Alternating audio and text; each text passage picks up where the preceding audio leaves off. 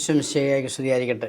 മനുഷ്യരായ നമ്മളെല്ലാം ബലഹീനരും പാപികളുമാണ്. ബലഹീനരും പാപികളുമായതുകൊണ്ട് തന്നെ ദൈവത്തിൽ നിന്ന് കരുണ കിട്ടാനായിട്ട് പ്രാർത്ഥിക്കുന്ന കുറേ മനുഷ്യർ ഉണ്ട്.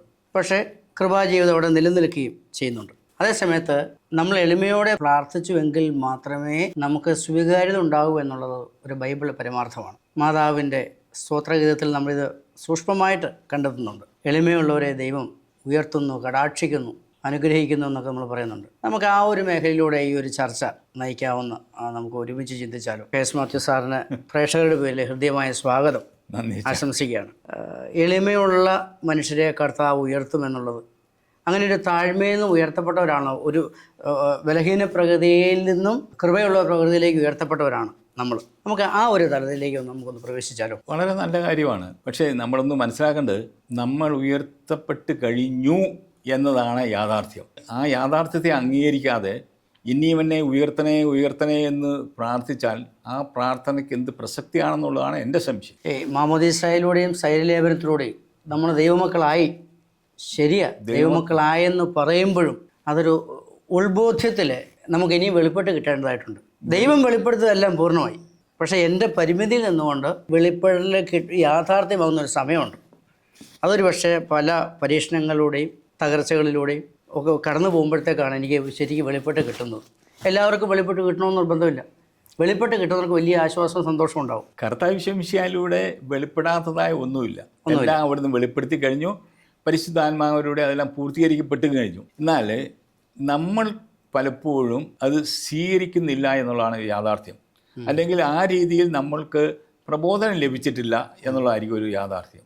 ഈ ചിലരുടെ കാര്യത്തിൽ പറയാം, ചില രോഗികളുണ്ട്, അവർ പതിവായിട്ട് ഇങ്ങനെ ആശുപത്രിയിൽ പോകും, മരുന്ന് മേടിക്കും, മരുന്നിൻ്റെ എണ്ണം നോക്കും, അത് ഓരോ പ്രാവശ്യവും മരുന്നിൻ്റെ എണ്ണം കൂടിക്കൊണ്ടിരിക്കുന്നത്. അപ്പോൾ ഈ മരുന്നും ഈ യാത്രയും ആശുപത്രി പോക്കും വരവും ഒക്കെ പൂർണ്ണമായിട്ട് കട്ട് ചെയ്ത് രോഗമുക്തി നേടാം എന്ന് പറഞ്ഞാൽ അപൂർവം ചിലരെങ്കിലും അതിന് താല്പര്യമില്ലാത്തവരെ ഞാൻ കണ്ടിട്ടുണ്ട്. അവർക്ക് ഈ ആശുപത്രി പോക്കും ഡോക്ടറെ കാണലും മരുന്ന് മേടിക്കലും ഇത് കഴിക്കലും ഒക്കെ ഒരു അതിനോട് അങ്ങ് താതാമ്യപ്പെട്ട് അത് കഴിയുകയാണ്. അതൊരു സുഖമായിട്ട് അവർ കഴിയുന്ന ഒരവസ്ഥയാണ്. അപ്പോൾ ആ ഒരു അവസ്ഥയുടെ ഭാഗമാണ് പാവി, എളിമ എന്ന് പറയുന്നത്. എളിമയെ പറ്റി പോലും നമ്മൾ വളരെ തെറ്റായി ധരിച്ചിരിക്കുകയാണ്. ഫിലിപ്പിയർക്കുള്ള ലേഖനം 2-ാം അധ്യായത്തിൽ പൗലോസ് വളരെ വ്യക്തമായിട്ട് എളിമ എന്താണെന്ന് പഠിപ്പിക്കുന്നു. അതായത് ഞാൻ ഏഴയും ചേരയും കേഴയും ആണെന്ന് പറയുന്നതല്ല എളിമ. എൻ്റെ മുന്നിലിരിക്കുന്ന ബേസിലച്ചൻ എന്നേക്കാൾ മാന്യനാണെന്ന് ഞാൻ കരുതുന്നതാണ് എളിമ. എൻ്റെ മുന്നിൽ നിൽക്കുന്നവനെ ഉന്നതനായും മാന്യനായും ഞാൻ അംഗീകരിക്കുന്നതാണ് എളിമ. അല്ലാതെ ഞാൻ ഒന്നിനും കൊള്ളാത്തവരാണെന്ന് പറയുന്നതല്ല എളിമ. ദൈവം അങ്ങനെ ആഗ്രഹിക്കുന്നില്ല. കാരണം യേശു മിശിഹായുടെ മരണോത്ഥാനങ്ങളിലൂടെ നമ്മളെല്ലാം ദൈവപുത്രരായിട്ട് ഉയർത്തപ്പെട്ടു കഴിഞ്ഞു. അത് ഗലാത്യരുടെ ലേഖനത്തിൽ പറയുന്നുണ്ട്, ക്രിസ്തുവിനോടുകൂടി കൂട്ടവകാശികളായിട്ട് ദൈവം നമ്മളെ അംഗീകരിച്ചിരിക്കും. പിതാവായ ദൈവത്തിന് മുന്നിൽ നിൽക്കുമ്പോൾ പുത്രനായ യേശു ക്രിസ്തുവും പുത്രനായ ബേസിലച്ചനും ഒരേ സ്ഥാനമാണ് പിതാവായ ദൈവം കൊടുക്കുന്നത്. ഇത് അംഗീകരിക്കാൻ നമ്മൾ തയ്യാറാകുക. സാറേ, ബഹുസ്വരതയുള്ള ഒരു സമൂഹത്തിൽ ജീവിക്കുമ്പോൾ നമ്മൾ വിവിധ മതക്കാരോടും വിഭാഗക്കാരോടും ചേർന്നാണ് ജീവിക്കുന്നത്. ക്രൈസ്തവരിൽ തന്നെ പല വിധത്തിലുള്ള വിഭാഗക്കാരുണ്ട്. എല്ലാവർക്കും എല്ലാം ഉൾക്കൊള്ളുവാനും അംഗീകരിക്കാനും ഒരായിട്ടില്ല. നമ്മൾ സാധാരണക്കാരുടെ സാഹചര്യമാണ് ഞാൻ സാറിൻ്റെ മുമ്പിൽ അവതരിപ്പിക്കുന്നത്. അപ്പോൾ സാധാരണക്കാർക്ക് അത്രയും ആകാനായിട്ട് പറ്റുന്നുണ്ടോ എന്നുള്ളൊരു ചോദ്യമാണ്. എല്ലാവരും ബൈബിൾ തന്നെ പറയുന്നല്ലേ, കർത്താവേ ഞാൻ പാപിയാണ്. പൗലോസ് പറയുമ്പോൾ ഞാൻ പാപികളിൽ ഒന്നാമനാണെന്ന് പറയുന്ന ഒരു പൗലോസിനെ നമ്മൾ കണ്ടെത്തുന്നുണ്ട്. അതൊരു സാധാരണ സാഹചര്യത്തിലെ ഒരു കാര്യമാണായിട്ടാണ് ഞാൻ കരുതുന്നത്. സാധാരണ മനുഷ്യൻ്റെ വിശ്വാസ അനുദിന ജീവിതത്തിൽ നേരിടുന്ന ഒരു റിയാലിറ്റിയുടെ ഒരു പരിച്ഛേദമാണ് അപ്പുറത്തുള്ളത്. അപ്പോൾ ഈ പറഞ്ഞ പത്രോസാണ് കർത്താവിനെ തള്ളിപ്പറഞ്ഞത്. അപ്പം ഈ നിലവാരത്തിൽ ജീവിച്ചാൽ കർത്താവിനെ തള്ളിപ്പറഞ്ഞുകൊണ്ട് ജീവിക്കാനേ പറ്റുള്ളൂ. നമുക്കത് മതിയോ? ഈ പത്രോസ് പറഞ്ഞ ഈ അവസ്ഥ, പാപിയാണ് എന്ന് പറഞ്ഞ ആ അവസ്ഥയിൽ നിലനിന്നുകൊണ്ട് പത്രോസ് നിങ്ങൾ ക്രൂശിച്ച യേശുവിനെ ദൈവം കർത്താവും ക്രിസ്തുമായി ഉയർത്തിയെന്ന് യഹൂദരുടെ മുഖത്ത് നോക്കി പറഞ്ഞത് പത്രോസാണ്.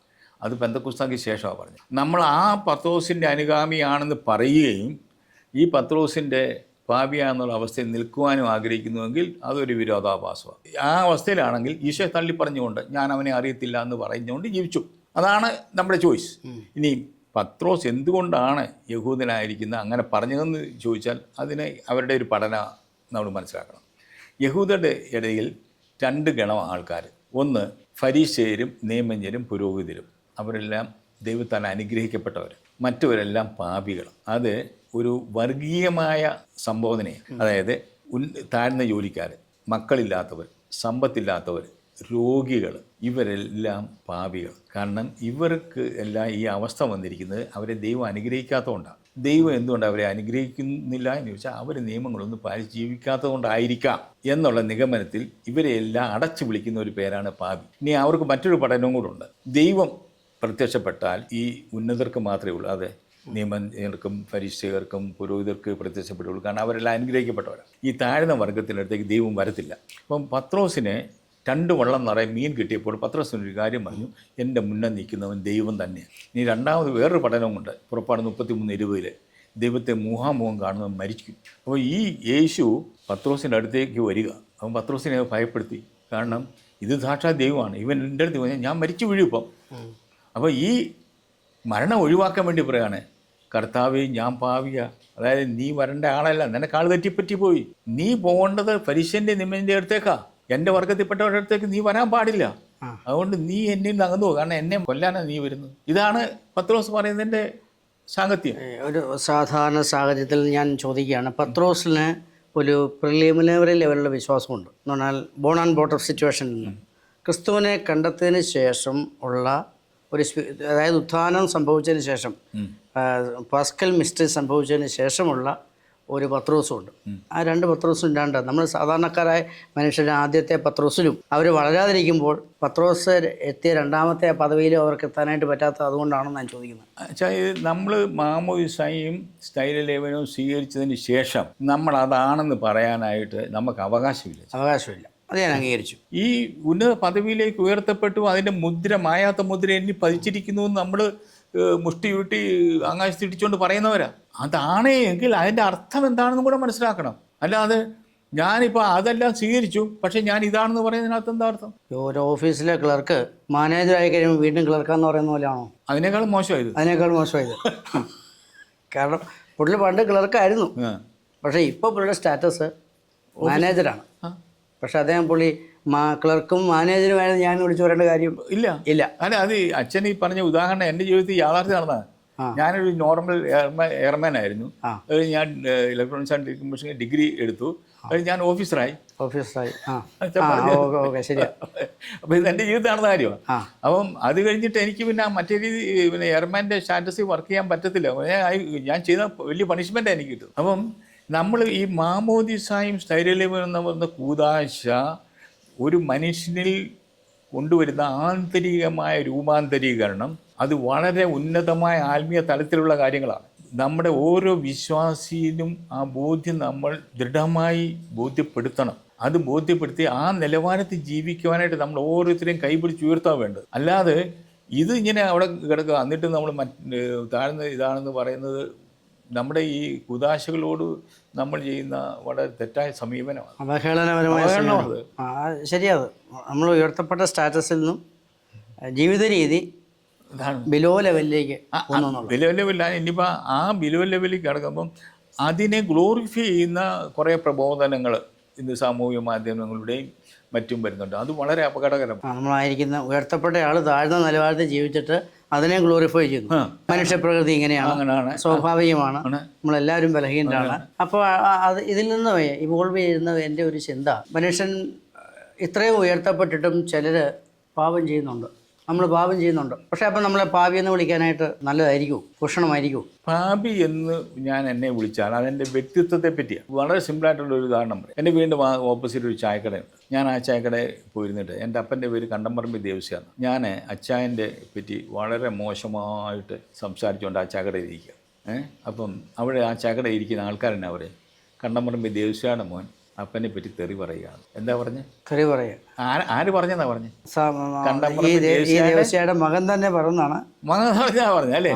പക്ഷേ മകന് പറയാനോ ചിന്തിക്കാനോ പാടില്ലാത്ത കാര്യങ്ങളൊക്കെ ഈ ചെറുക്കൻ ഞാൻ ചെയ്തത്. എന്നിട്ടും നാട്ടുകാരെന്നെ പറയുന്നത് ദേവസ്യയുടെ മകനെന്നാണ്. അപ്പം നമ്മൾ എന്തെല്ലാം പാപം ചെയ്താലും മാമോദിസായുടെയും സ്ഥൈര്യലേപനത്തിൻ്റെയും നമുക്ക് ലഭിച്ച മുദ്ര നിലനിൽക്കുന്നിടത്തോളം കാലം, അല്ലെങ്കിൽ മരണം വരെയും നമ്മൾ ദൈവം മക്കളാണ്. പിതാവേ, അങ്ങയുടെ പുത്രനായ പൊന്നോമന മകനായ ഞാൻ പാപം ചെയ്തു. പാപത്തെ മറികടക്കാനായിട്ടുള്ള കൃപ നമുക്ക് കിട്ടി. എന്നിട്ട് ഞാൻ പാപം ചെയ്തു നമ്മൾ ഏറ്റു പറയുക. ഞാൻ പാപം ചെയ്തു എന്ന് പറയുക. അതുകൊണ്ട് ഞാൻ എൻ്റെ സ്റ്റാറ്റസ്, എൻ്റെ പുത്രൻ എന്നുള്ള സ്റ്റാറ്റസ് ഞാൻ കളഞ്ഞില്ല. ധൂർത്തപുത്രനിലേക്ക് നോക്കച്ച, അവൻ പന്നിക്കൂട്ടി കിടന്നുകൊണ്ട് ആദ്യം ചെയ്യുന്നത് എൻ്റെ പിതാവിൻ്റെ ഭവനത്തിൽ, എൻ്റെ പിതാവ്.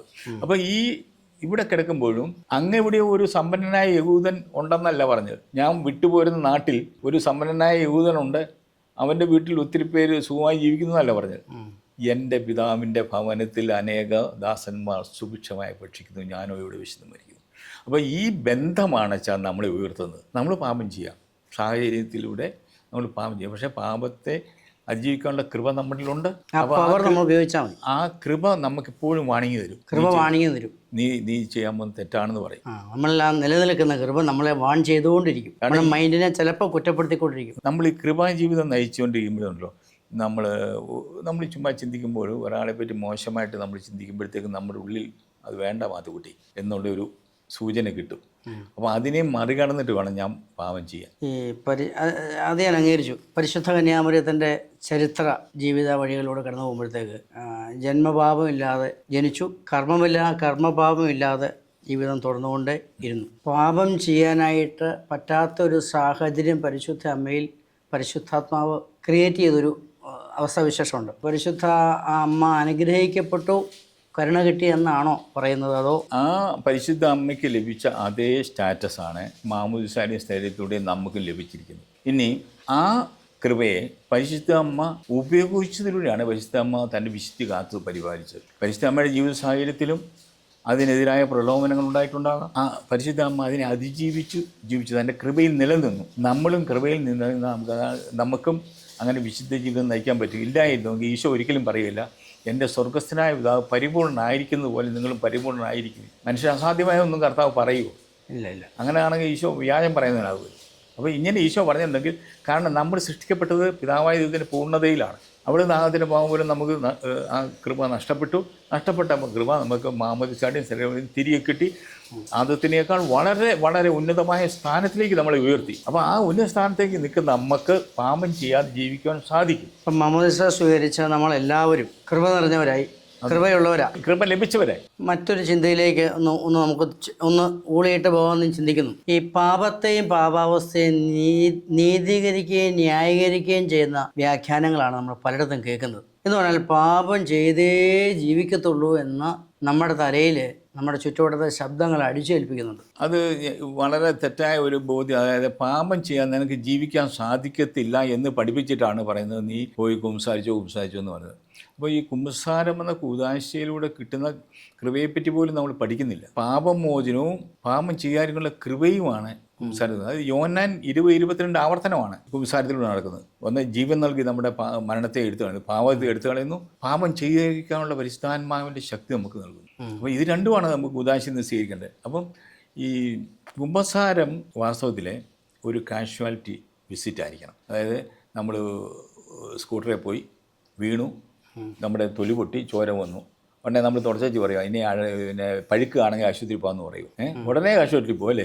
അപ്പം പാപം ചെറുതാണെങ്കിലും വലുതാണെങ്കിലും നമ്മൾ പാപമോചനം തേടണം. പാപമോചനം തേടുന്നത് എൻ്റെ വിശുദ്ധ ജീവിതത്തിലേക്ക് തിരികെ വരാനാണ്, മടങ്ങാനാണ്, കൃപയിലേക്ക് തിരികെ വരാനാണ്.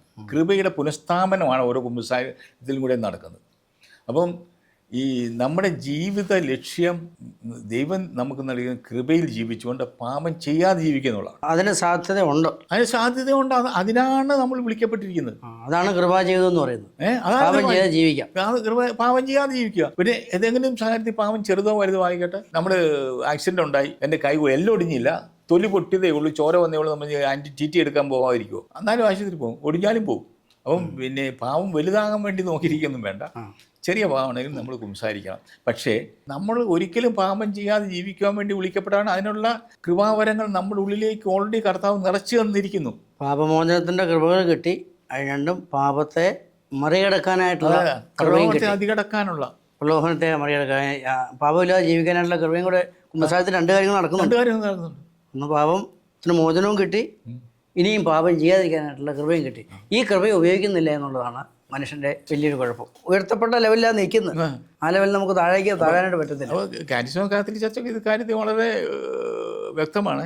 കൃപയുടെ പുനഃസ്ഥാപനമാണ് ഓരോ കുമ്പസാരത്തിലൂടെയും നടക്കുന്നത്. പക്ഷേ ഇത് ഈ ധ്യാനമന്ദിരങ്ങളുടെയൊക്കെ പ്രസംഗത്തിലെല്ലാം ഈ ആഴ്ചതോറും കുമ്പസാരിച്ചാൽ അത് പുണ്യമാണ്. ഇപ്പം ഞാൻ അവരോട് ചോദിക്കാറുണ്ട്, എൻ്റെ അമ്മച്ചി ആഴ്ചതോറും ആശുപത്രി പോകുമായിരുന്നു, അതുകൊണ്ട് അമ്മച്ചിയുടെ ആരോഗ്യം നല്ലതാണ്. ഈ പരിശുദ്ധ അമ്മയിലും അപ്പസ്തോലന്മാരിലും ഒക്കെ യാഥാർത്ഥ്യവാദി ഇതാ, കൃപയെ അവർ കൃപ കൊണ്ട് എല്ലാത്തിനെയും പാപസാത്തെയും പാപസാഹചര്യങ്ങളെയും അവർ അതിജീവിച്ചു, മറികടന്നു. അപ്പോൾ അവർ സുവിശേഷമായിട്ട് മാറി. ആദിമസഭയുടെ ആധ്യാത്മികത ഒരുപക്ഷെ ഇതായിരുന്നായിരിക്കാം. സഭ വളരാനായിട്ട്, സുവിശേഷം ലോകാതിർത്തി വരെ എത്താനായിട്ട് ഒരു കൃപയിലായി. പരിശുദ്ധാത്മാവ് നിങ്ങളെ വന്നു കഴിയും ഉടനെ അടുത്ത വാക്യം അവിടെ, നിങ്ങൾ ലോകമെങ്കും പോയി സുവിശേഷം സാക്ഷികളാവും. യഥാർത്ഥത്തിൽ പരിശുദ്ധാത്മാവ് എൻ്റെ ഉള്ളിൽ വരുമ്പോഴത്തേക്ക് എനിക്കുണ്ടാകുന്ന ചൂടോ കുളിരോ രോഗസൗഖ്യമൊന്നുമല്ല. ഈശോയെ അറിയാത്തവരോട് ഈശോയെ പറ്റി സംസാരിക്കുന്നുള്ള എൻ്റെ ആഗ്രഹമാണ് പരിശുദ്ധാത്മാവ് എന്നിൽ പ്രവർത്തിക്കുന്നതിൻ്റെ ഒന്നാമത്തെ അടയാളം. അതാണ് അപ്പസ്തലന്മാരിൽ നിറഞ്ഞ പെന്തക്കോസ്തായി നിറഞ്ഞതും അവർ ലോകത്തിൻ്റെ വിവിധ ഭാഗങ്ങളിലേക്ക് പോയതും. ഇപ്പോഴും ആ പരിശുദ്ധാത്മാവിൻ്റെ നിറവിലേക്ക് നമ്മൾ നയിക്കപ്പെടുന്നുണ്ടോ എന്ന് എനിക്കൊരു സംശയമുണ്ട്. പെന്തക്കോസ്ത എന്ന് പറയുന്നത് ഒന്നും പുതിയതായിട്ട് വാങ്ങിച്ചെടുക്കുന്നതല്ല, ഉള്ളതിനെ ശരിക്ക് സ്ഥിരീകരിക്കപ്പെട്ട്. അല്ലേ, ഇപ്പോഴത്തെ നമ്മുടെ പെന്തക്കോസ്ത ആചരണം എന്ന് പറഞ്ഞാൽ നമുക്ക് ഓൾറെഡി ലഭിച്ചിട്ട് പെന്തക്കോസ്തയെ പറ്റിയുള്ള ഒരു ആനിവേഴ്സറിയാണ്. വിവാഹ വാർഷികവും ജന്മദിനവും പോലെ ആ വാർഷികത്തിൻ്റെ ഓർമ്മയാണ്. പക്ഷേ ഈ പെന്തക്കോസ്ത നമുക്ക് ശരീരലേപനം ലഭിച്ചപ്പോഴേ പെന്തക്കോസ്ത നമ്മൾ സംഭവിച്ചു കഴിഞ്ഞു, അതിന് പുതുതായിട്ടൊന്നും സംഭവിക്കാനില്ല. പക്ഷേ ആ സംഭവിച്ചതിൻ്റെ അഞ്ചായിരത്ത് നമ്മൾ ജീവിച്ചോ എന്നുള്ളതാണ് ചോദ്യം. 50, 60, 70 വർഷം ജീവിച്ചിട്ടുണ്ടെങ്കിലും ഒരു അക്രൈസ്തവനോടെങ്കിലും യേശു ക്രിസ്തു നിൻ്റെ രക്ഷകനാണെന്ന് ഞാൻ പറഞ്ഞിട്ടുണ്ടോ? ഇത് പറയുന്നതിന് വേണ്ടിയുള്ള അഭിഷേകമാണ് പെന്തക്കോസ്തയുടെ അഭിഷേകം. അതാണ് സ്ഥൈര്യലേപനം. ആത്മപരിശോധനയ്ക്ക് വേണ്ടിയിട്ടുള്ള ഒരു ഓർമ്മപ്പെടുത്തലാണ്. അതെ, വേറെ ഒന്നുമല്ല. ആത്മപരിശോധനയും ആത്മവിമർശനവും. നമ്മൾ പിന്നെ ഒരു മടങ്ങി വരവും പഴയ അവസ്ഥയിലേക്ക് എത്തിച്ചേരുക. നമ്മൾ പെന്തക്കോസ്തയുടെ തിരുനാൾ ആചരിച്ചു. നമുക്ക് മാമോദീസയിലൂടെയും സ്ഥൈര്യലേപനത്തിലൂടെയും ഇതര കൂദാശകളിലെയും നമ്മൾ എത്തപ്പെട്ട ഒരു ദൈവമക്കളുടെ സ്വാതന്ത്ര്യമുള്ള പദവിയുണ്ട്. ആബാപിതാവേ എന്ന് ദൈവത്തെ സ്വാതന്ത്ര്യത്തോടെ പിതാവിനെ വിളിക്കുവാൻ യേശു നമ്മളെ ആക്കി തീർത്ത ആ ഒരു കുലീനത്വമുള്ള മഹത്വപൂർണ്ണമായ അവസ്ഥയിലേക്ക് നമ്മൾ എത്തിച്ചേർന്നു. അതുകൊണ്ട് നമുക്കിനിയും ആ കൃപാജീവിതത്തിലൂടെ നമുക്ക് സുവിശേഷത്തിന് നമ്മുടെ ജീവിത സാഹചര്യങ്ങളോട് സാക്ഷ്യം വഹിക്കാനായിട്ട് ഈ ചർച്ച ഉപകാരപ്രദമാകട്ടെ എന്ന് ആഗ്രഹിക്കുന്നു. അതിനായിട്ട് നിങ്ങളെ ഞങ്ങൾ വെല്ലുവിളിക്കുകയാണ്. ബത്ലഹേം ടിവിയുടെ പ്രേക്ഷകർക്ക് നന്ദി. ഈ പങ്കുവയ്പ്പലിന് പങ്കുചേർന്ന് മാത്യു സാറിനും ഹൃദയപൂർവ്വം നന്ദി പറയുന്നു. Thank you father.